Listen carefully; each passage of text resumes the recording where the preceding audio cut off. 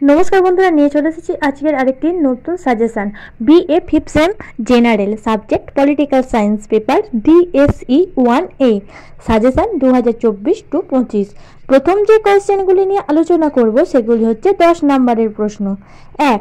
অ্যারিস্টটলকে অনুসরণ করে নাগরিকতার ধারণাটি বিবৃত করো। তার লেখা একটি বিখ্যাত গ্রন্থের নাম লেখো। 2. জে.এস. মিলের মতে গণতন্ত্রের সাফল্যের জন্য প্রয়োজনীয় উপাদানগুলি কী কী? সমালোচনামূলক ব্যাখ্যা দাও। 3. আম্বেদকরের সামাজিক ন্যায়ের ধারণার উপর একটি সমালোচনামূলক নিবন্ধ লেখো। বি.আর. আম্বেদকর কে ছিলেন? 4. গান্ধীর গ্রাম স্বরাজের উপর একটি নিবন্ধ লেখো। গান্ধীর সম্পাদনায় প্রকাশিত দুটি সাপ্তাহিকের নাম লেখো। 5. প্রাচীন ভারতের রাষ্ট্রচিন্তার প্রধান বৈশিষ্ট্যগুলি আলোচনা করো। 6. তিলক ও গান্ধীর স্বরাজ সম্পর্কিত ধারণার মধ্যে পার্থক্য করো। 5 নম্বরের প্রশ্ন নিয়ে এবার আলোচনা করব। 1. কৌটিল্য বর্ণিত আদর্শ রাষ্ট্রের ধারণাটির রূপরেখা দাও। 2. অস্পৃশ্যতার সংজ্ঞা দাও। আম্বেদকর কেন বৌদ্ধ ধর্ম গ্রহণ করেছিলেন? 3. রুশোর অসাম্যের ধারণাটি সংক্ষেপে ব্যাখ্যা করো। 4. জে.এস. মিলের স্বাধীনতার ধারণাটি সংক্ষেপে ব্যাখ্যা করো। তার লেখা একটি গ্রন্থের নাম লেখো। 5. তিলকের স্বরাজ সম্পর্কিত ধারণার উপর একটি সংক্ষিপ্ত টিকা লেখো। 6. গণতন্ত্রের সাফল্যের জন্য জন স্টুয়ার্ট মিলের দেওয়া উপদেশগুলি সংক্ষেপে লেখো। 7. জে.এস. মিলের সীমিত সরকারের ধারণাটি সংক্ষেপে ব্যাখ্যা করো। 8. রুশোর সাধারণ ইচ্ছার তত্ত্বের মূল বৈশিষ্ট্যগুলি চিহ্নিত করো। 9. পাশ্চাত্য রাষ্ট্রচিন্তার 4টি মুখ্য বৈশিষ্ট্য উল্লেখ করো। 10. লকের সীমাবদ্ধ সরকারের ধারণাটির একটি রূপরেখা দাও।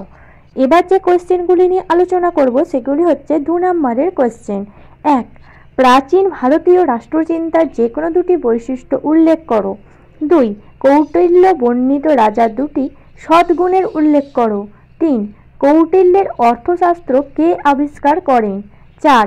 দাসপ্রথার সমর্থনে অ্যারিস্টটল কী কী যুক্তি দিয়েছিলেন? 5. একজন প্রাচীন ভারতীয় রাষ্ট্রচিন্তকের নাম লেখো। তার লেখা একটি গ্রন্থের নাম লেখো। 6. স্বাভাবিক অসাম্য সম্পর্কে রুশো কী বলেছিলেন? 7. প্রাচীন গ্রিসের যে কোনো দুজন বিখ্যাত রাষ্ট্রচিন্তকের নাম লেখো। 8. জয়প্রকাশ নারায়ণ কর্তৃক প্রতিষ্ঠিত রাজনৈতিক দলটির নাম কি? ইহা কবে গঠিত হয়? 9. প্রাচীন ভারতের যে কোনো দুজন রাষ্ট্রচিন্তকের নাম লেখো। 10. লক সম্পত্তির অধিকারকে প্রাকৃতিক অধিকার হিসাবে প্রতিষ্ঠা করার জন্য কী কী যুক্তি দিয়েছিলেন? 11. লক কিভাবে প্রকৃতির রাজ্যকে ব্যাখ্যা করেছেন? 12. জন স্টুয়ার্ট মিল কোন ধরনের সরকারে বিশ্বাসী ছিলেন? 13. মানুষ স্বাধীনভাবে জন্মগ্রহণ করেছে, কিন্তু সর্বত্র সে শৃঙ্খলাবদ্ধ। উক্তিটি কার? তার লেখা একটি বিখ্যাত গ্রন্থের নাম লেখো। 14. অ্যারিস্টটল কেন মনে করতেন রাষ্ট্রের অভ্যন্তরে মানুষের বসবাস করা উচিত? 15. ভারতের সংবিধানের জনক হিসাবে কাকে চিহ্নিত করা হয়? গণপরিষদের তিনি কোন পদে ছিলেন? 16. প্রাকৃতিক অধিকারের সংজ্ঞা দাও। 17. লকের মতানুসারে প্রাকৃতিক বা স্বাভাবিক অধিকারের সংজ্ঞাটি কীরূপ? 18. প্রাচীন ইউরোপের রাষ্ট্রচিন্তার যে কোনো দুটি বৈশিষ্ট্য উল্লেখ করো। 19. রুশো লিখিত যে কোনো দুটি গ্রন্থের নাম লেখো। 20. প্রাচীন ইউরোপের রাষ্ট্রচিন্তার যে কোনো দুটি বৈশিষ্ট্য উল্লেখ করো।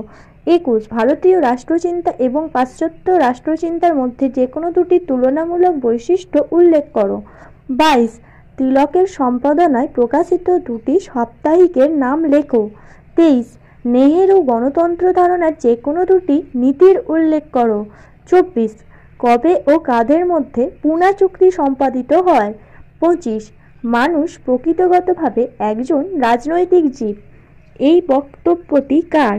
26. ভারতের জাতপাতের উপর লেখা আম্বেদকরের দুটি গ্রন্থের নাম লেখো। 27. হিন্দ স্বরাজ কে রচনা করেছিলেন? 28. জন স্টুয়ার্ট মিল রচিত যে কোনো দুটি গ্রন্থের নাম লেখো। 29. তিলকের গ্রেপ্তারি প্রতিবাদে কোথায় এবং কত খ্রিস্টাব্দে শ্রমিকেরা ধর্মঘট করেছিলেন? 30 যে কোনো দুজন প্রাচীন পাশ্চাত্য রাষ্ট্রচিন্তাবিদের নাম লেখো।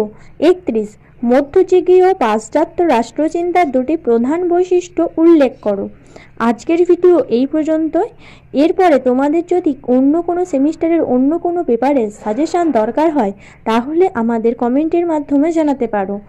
সমস্ত রকম কলেজ, স্কুল ও চাকরির আপডেট পেতে আমাদের চ্যানেলটিকে সাবস্ক্রাইব করে পাশে থেকো। ধন্যবাদ সবাইকে। Junior education.